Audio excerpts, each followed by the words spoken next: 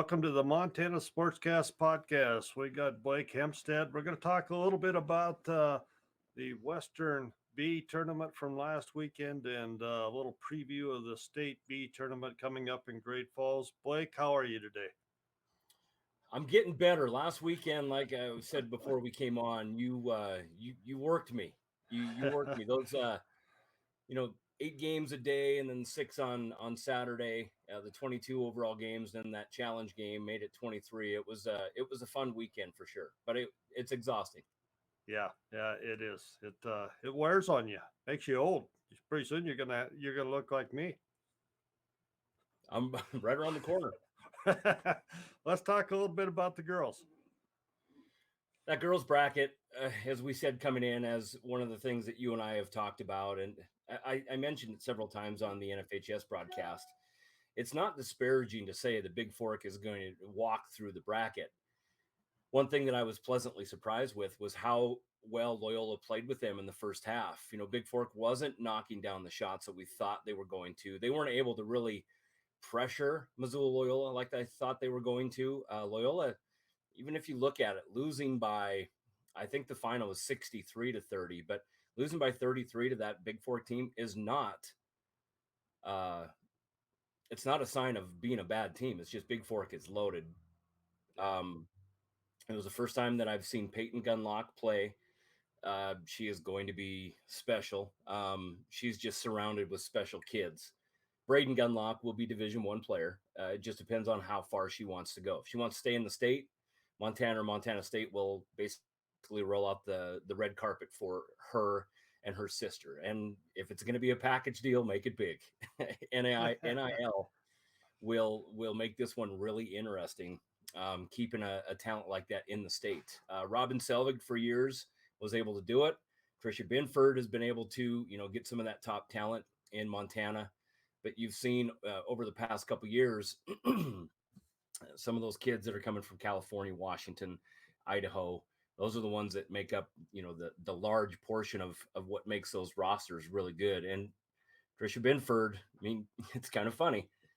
The only thing that was standing in her way was a Robin Selvig, was a generational coach, was one of the best coaches in college basketball. Not let's not just say the Big Sky. So as soon as he gets off to the side and Binford comes in, she takes over. So Tricia and everybody, that's a really good program down there at Montana State, and you can tell by their success. Yeah, it's definitely a change of the guard, I guess you would say. Sure. And just touching back on the bracket, Loyola is a very deserving number 2 seed out of the Western B. Them and Anaconda had a great challenge game. Anaconda struggled from the field there in that challenge game. In the first quarter, they come back and they hit 4 threes in the third quarter. A team that doesn't shoot the three particularly well as a team. They don't even look for it. They're a more inside, outside in team. But they came back, erased a 15-point deficit at halftime, came back to within 2, but just kind of ran out of steam then. Loyola beat them down the stretch, and very deserving. They're going to win some games at the State B tournament. Whether they can get a trophy, that remains to be seen. But I really think it's Big Forks to lose. All right, Blake, let's kind of jump into the girls' side of the state tournament. What are your thoughts there?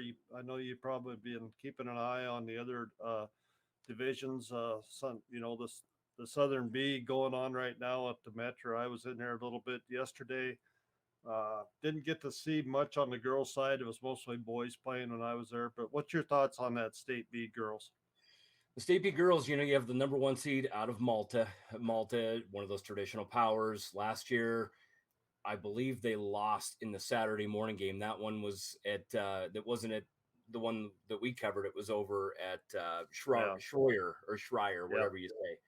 But that's that's the hiccups that you have, much like we saw in the divisional round when Loyola beat Thompson Falls.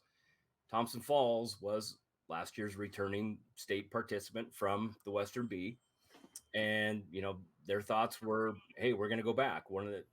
Their only 3 losses from the regular season from teams were Big Fork and Anaconda. So when Thompson Falls lost to Loyola, you come back on Saturday, you don't realistically have a shot to get back and play for a challenge game to get to state. So what is your mentality leaving? You're not used to losing.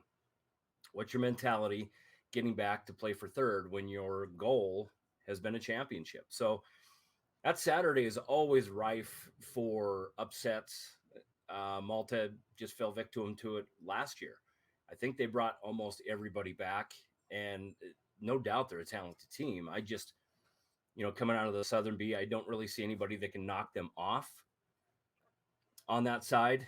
And it's looking like a Malta Big Fork type of a state championship. And I mean, if there's a team that's going to be able to do something against a Big Fork, it's against, it's a team with some history on their side, to where they're not used to, or Right. they're not afraid of the big stage. Yeah, and I think I actually filmed that, or I did that game at Schroyer last year. That was Glasgow that upset Malta, and of course those two Right. schools have been rivals for years. Anyway, and to have that happen, why it was kind of exciting to do. But yeah, I think you're right though. I think it's definitely Big Fork's tournament to lose. You know, um, no, I don't know if Malta's really been tested. That's the thing, the question that I have for them, as to where the teams in the South, they've played each other, beat each other up a little bit, and I think that I think you're going to have some good semis, and I don't know, Blake, how does that match up for? I don't have a bracket in front of me. Do you know like who Malta? Who do they play the first? Who's the number one there with? Let me download it real quick. Oh, of course.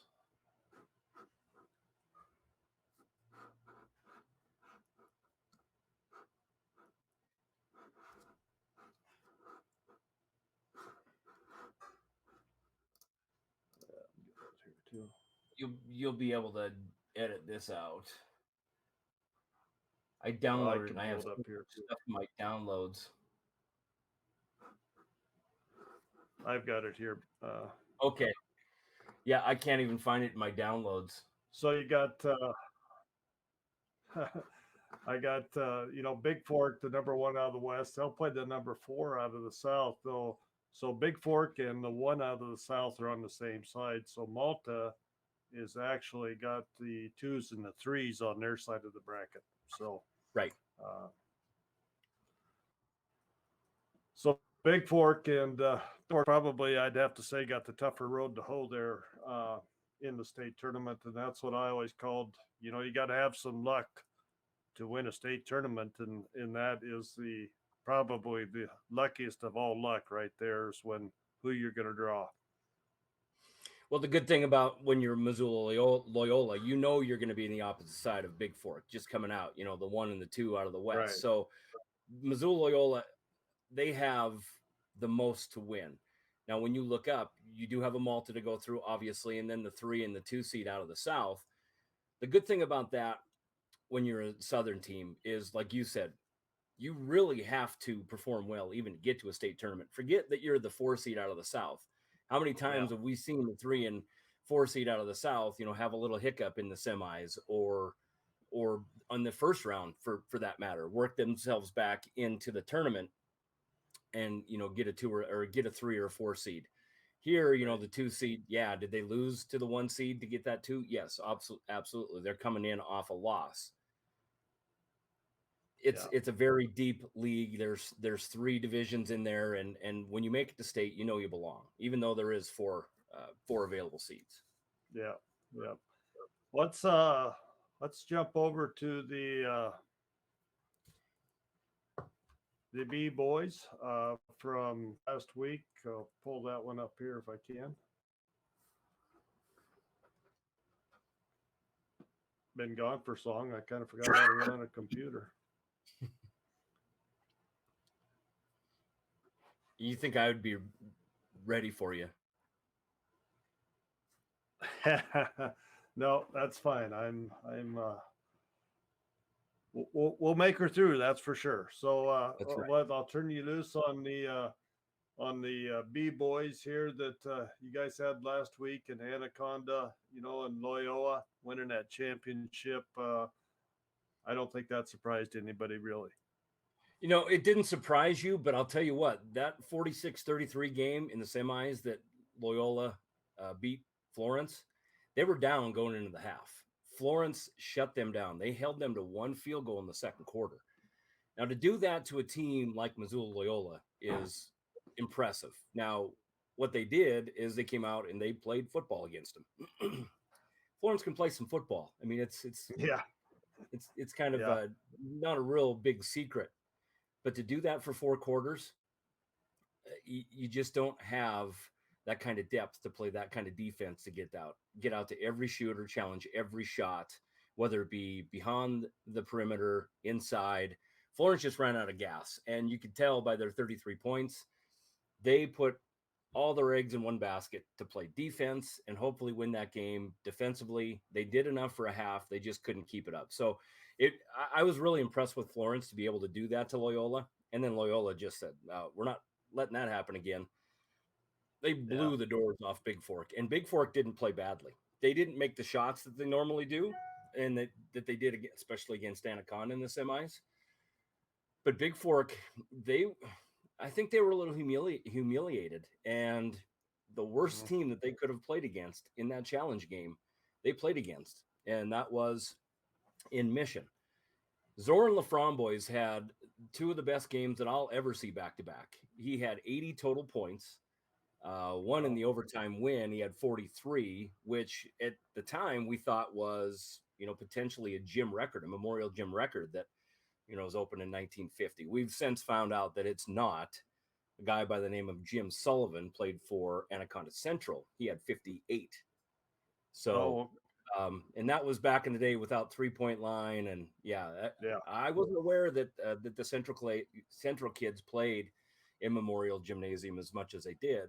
And again, all the stuff that I have as far as records and everything go that were given to me from Tom White, they don't have a whole lot of Central kids in there. So, that was a mistake. But Zoran Laframboise, he was electrifying. That 43 against Thompson Falls, and I was going to have you download it when we had time.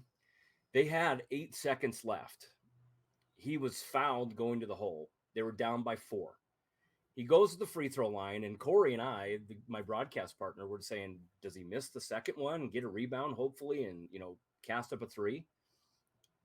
And we joked, telling him to miss a free throw is like telling me to, keep my hands out of the buffet. It's just not going to happen. So he makes both free throws. He's 5'7". He goes up and times the jump perfectly on the inbounds, steals the inbounds pass out of the hands of the inbounder, and still has the wherewithal to turn around and make the shot. He tied it up. And then Thompson Falls had the ability to go down and get the win. Didn't get it, goes into overtime. It was a fantastic game. There couldn't have been a better game leading into 2 championship games than that one. Just a unbelievable feeling in that gymnasium. And from the media members that were there, I kind of pulled a few of them from different TV stations. Everybody was really happy with Memorial Gymnasium. Are there things that can be improved? Absolutely. But Mission leaving there with the consolation championship, they go up, and with 2 seconds left or 3 seconds left, of course, Isaac Epperly. I mean, just a traditionally great family playing basketball up there in Big Fork. He makes a shot that beats St. Ignatius, by 2. Big Fork had no problem yeah, with that team throughout the year, but one or done situation on a neutral court, anything can happen. And credit to Mission that was playing their best basketball at the best time. yeah. It definitely a lot of excitement there. So, what's your thoughts on the B boys state tournament? I'll see if I can pull that one up for us too. Good luck beating Loyola. Yeah, I've never seen a team play as well defensively as Florence did in that first half against a team like Loyola. So what people lose with just the initial perception of Loyola. It's Class B school, it's private school, it's small roster. Forget about all that.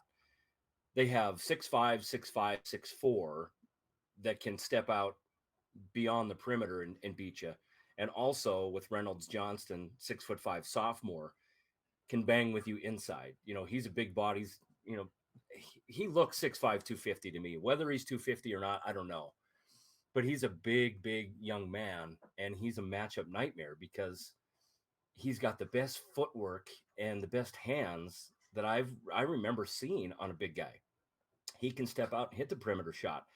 So he can take your rebounding, your your rebounding presence if you're trying to defend them. He can pull you completely out of the paint to where everybody else can beat you. Rafe Conzen is one name that you and I haven't talked about, and I keep on forgetting. He gets lost in this lineup that's full of 6'5" and 6'4" kids. He's all a 6'1", and he looks small out there and lightning quick. Really a good point guard. I think one of the two seniors on the team. And you have a kid named Declan Harrington that comes up off the bench, the fastest basketball player I can remember. And then Talon Reynolds. I don't know. His dad might have played for the Rams in the NFL. I mean, he's coming off the bench. He's a football player by design, but just a real good asset coming off the bench for Loyola. And they're just stacked. They are loaded. And I say stacked as Ethan Stack, one of their talented sophomores. Just kind of a play on words there. It's good luck facing off against Loyola. What you're going to have to do is if you're on their side, you have to hope that they can't shoot in Great Falls. You have to hope that, nothing is falling for them and that you out rebound them. Other than that, they can beat you up and down the floor. They can slow it down, play a one possession ball game, that kind of thing. So they're really the total package. And we said it going in. I told you, I believe that we were going to watch the state championship teams from both the boys and the girls in that Western B Divisional. And I still think that to be the case. Yeah, it's an Sacred Loyola and, of course, the Big Fork girls. Then you got the Loyola is on the top of the bracket. They'll take on the 4 out of the South. And then you have the 1 out of the South taking on the number 2 out of the North. Of course, we don't know those teams, those tournaments going on right now.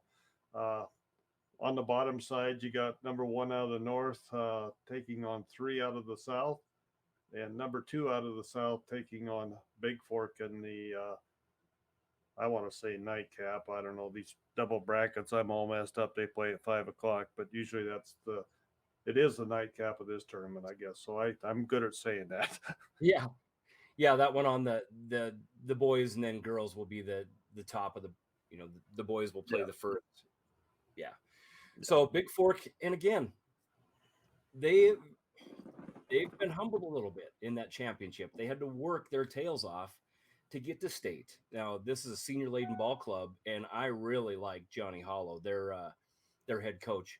He has the ability to play a little bit of the AA game, and that was kind of my knock on him first when he came into the Class B. Is he came from Helena. He's a Butte kid. We used to play softball against him. He doesn't look like much. That kid could hammer a softball. He just would obliterate a softball. He's so athletic. But now he's kind of like me. He's round and redheaded and unassuming. But he's been able to mix a little bit of that. Okay, we're going to play for one possession, and then we're going to speed it up and play with our hair on fire for 4 minutes, and then we're going to slow it down and see if the other team can adjust. So I really like how he coaches this Big Fork team. 5 seniors: Epperly, Gilliard. You have Nick Walker. He's a 6'5". He might be one of the juniors if I remember right. But couple really good defensive players coming off the bench. They can handle the ball. Epperly, they put Epperly right at the top of the free throw line against Loyola and just said, go get your points. Go do what you can do. And they were able to do that for about the first 10 minutes. And then Loyola there was no answer for Noah Haffey. He hit 3 threes. No answer for Reynolds Johnston, who just beat them to death inside. So if anybody can go on and really play with a Loyola, it's Big Fork. But as we've seen, even Big Fork has to have some things go right. One, in order to get there, and two, when you're playing against a team like that, much like the first time they played them, Big Fork had the lead in the fourth quarter the first time they played them at home earlier this year.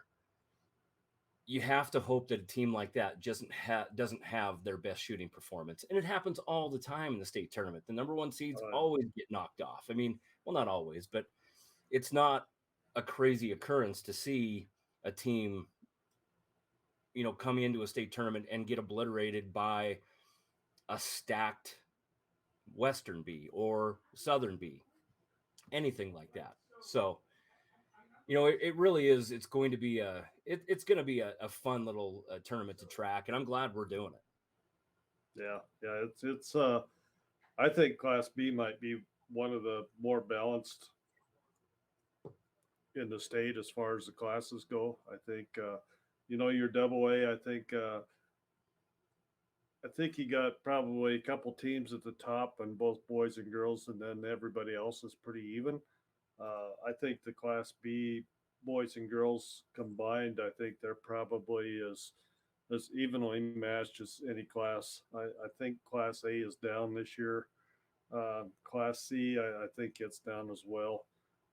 But I think Class B, I think you're probably going to get a chance to get the best tournament, Blake. Just don't let me try to kill you again and die off on me up there in Great Falls, because it's a long ways to it's a long ways to the hospital from Four Seasons Arena. You might not make it across the river. Well, me and Coach Keller, we're going to get together up there one night, and I don't know if I'm going to survive the next night. Hopefully, I'm going to make it Saturday night to where we can go up and really celebrate what he's done for basketball here in Montana. I told him privately that there's not been a better coach in terms of collegiate coach that has really done right by Anaconda. He has come in and he's brought some Anaconda kids in, giving them an opportunity, and really he's done well for Anaconda. So I'm going to get together with Steve one way or the other up there in Great Falls, and I will get back on this with Class B. Class B is a perfect opportunity for guys like me to broadcast because I don't have to prepare for anything. I mean, we get some. Yeah. It's up and down. I mean, it's nonstop. Very rarely is it like the Class AA, grind it out, shot clock coming in all the time. We're working the ball around the perimeter. I told Panisco before before you and I talked, I'm like, if Ritter Rod puts me on a Class AA, I'm going to say I might tap out. I got something going. My kids have dance recital or something. But I joke, but Class B really is a great brand of basketball. Typically, it's one of the forgotten ones, and realistically, that's one of the reasons why you're doing this podcast is to bring light to some of the best basketball in the state of Montana. And Class C back in the day when some of them Class C games, you just can't beat them. So I really like the small school basketball. It only takes 5 kids to get onto a floor, and when those 5 kids are used to playing just with no substitutes, them getting tired is just not an option. They're just used to playing it, so they battle through attrition, and it's just the best there is. Yeah, I tell people a lot of times. My good friend Rob Lott over there in Twin Bridges, we battled against each other a few times, and he always said, Class C girls basketball especially is just like playing 5-card stud. You got to play with the hand you were dealt, and that's I don't know how truer a statement you can put that, but very true. So, well, Blake, I'm going to wrap us up for the day. I want to thank you once again for coming on, and get healthy this week, and safe trip up to Great Falls, and have a good time. If I don't throw my partner halfway out, on the way up there or on the way back, it's a good trip because him and I we're really good friends, but man, he wears on me some. So we'll get through it though. And I'd like to thank our guests that come on the show and talk about Montana high school sports. Without them, this show would not be possible. And once again, if you like this podcast, please click on the subscribe button below to get alerts when we have up a new podcast.